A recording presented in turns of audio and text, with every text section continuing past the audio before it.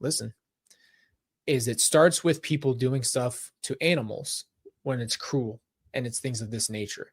They will do this behavior and practice and do things on animals. And, Alex had already done this to dogs in the past and had literally left dogs out in the desert, things like that. So this wasn't something that he had a care, like the care for a living being really did not exist fully in this man's head. So lack of remorse that I've seen probably across the board for most people who commit these types of crimes is the lack of remorse, and they really don't feel it. And I think we have a hard time conceptualizing this. Okay. I have a really hard time. The people who have feelings really struggle to understand the absolute absence of empathy. We're not talking about like a choice or like someone who's just mean or having a bad day. I'm talking about try to put yourself in a position where you don't feel that feeling at all. This is how they operate.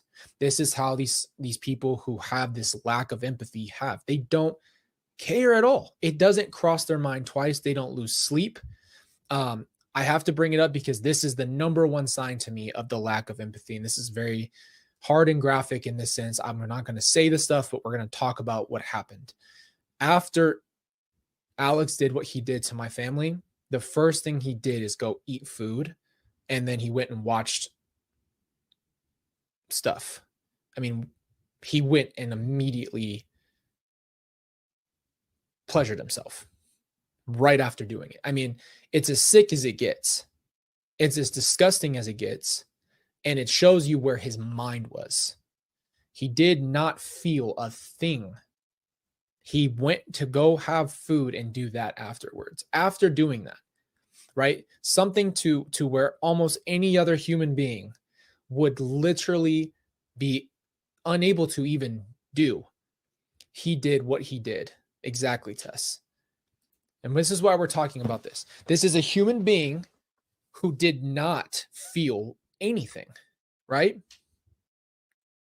There you go.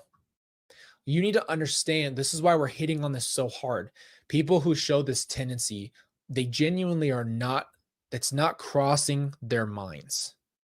And this is why a lot of people who have this specific trait are the ones who actually end up unaliving people because they don't feel guilty. They don't feel guilty. And even if they actually go and they if they engage in that and they do that, a lot of times they're also more upfront about it.